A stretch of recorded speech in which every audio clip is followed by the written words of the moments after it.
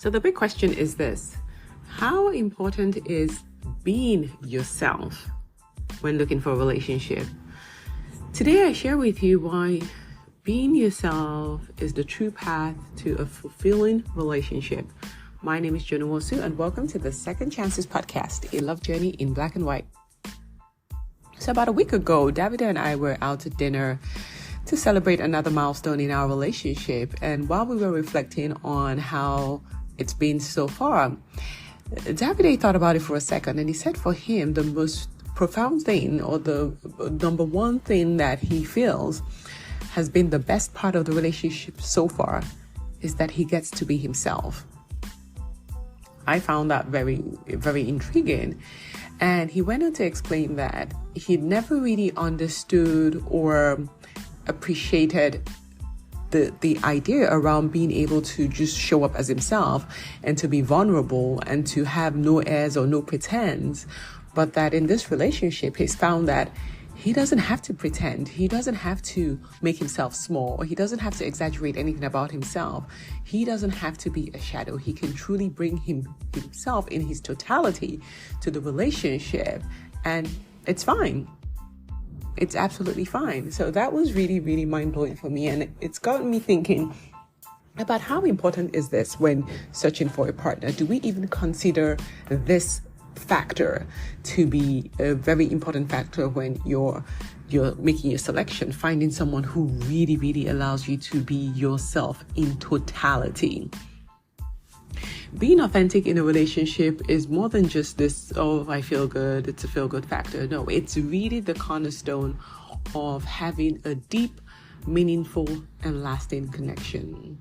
So I want to talk about some reasons why it's really, really important that you find somebody who embraces not just one part of you, but all of you, and loves the real you in its totality. Authenticity breeds trust. When you can be yourself, your true self, with a partner, it creates an environment of trust and openness. And this is the best bedrock of any relationship. This is the only way that the relationship can grow, when you can show up as you are without any pretense. They get to see you at a deeper level, your fears, your challenges, your struggles, your trauma, your flaws, and are still able to love you. Then you've hit a real jackpot. So it's really important that you are willing to show that true self and see how the person responds, as opposed to hide those parts of you and hope that they never find out, which doesn't make sense because they will eventually find out. Another thing I want you to consider is the freedom that comes with you just being yourself. It becomes effortless, right? You're able to express your thoughts, your feelings, your desires, your fears, like I mentioned, without any fear of being judged or being rejected or being belittled or made to feel less than. You know that yucky feeling when you say something to someone and they're like, huh? Really? Ew, wow. Okay. And sometimes it's a real fear because you don't want to put yourself out there because you're afraid that you will be judged. And we all have that fear. But imagine finding someone who allows you to show up with all of that, with no fears about being judged. It's such a beautiful, beautiful place to be. Being able to show that part of you allows you to grow, allows you to evolve, knowing that this is a safe space and you're not judged for being who you are or for your past experiences or whatever decisions you've made in the past. Doesn't matter. I'm very big on compatibility, and I think that for you to be able to say that you're compatible with someone, it means that you know them in totality and they know you in totality, and then you can decide that yes, we are indeed compatible. Not, I've seen 2%, you've seen 2%, the 2% is compatible, therefore we're a match. No. You need a partner who loves you for who you are, right? In totality. That's what being fundamental, that's what being compatible means. So it's beyond, yes, we like to go to the gym together, or we like the same kind of food, or we like to travel, or we both work in corporate, or we both ambitious people.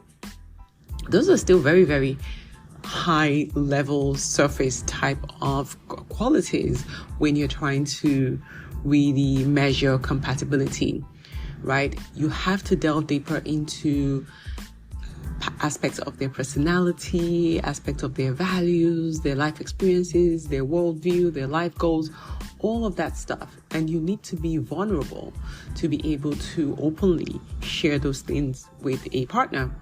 But again, like I said, without knowing those things, you really cannot make a decision about whether you are truly compatible or not.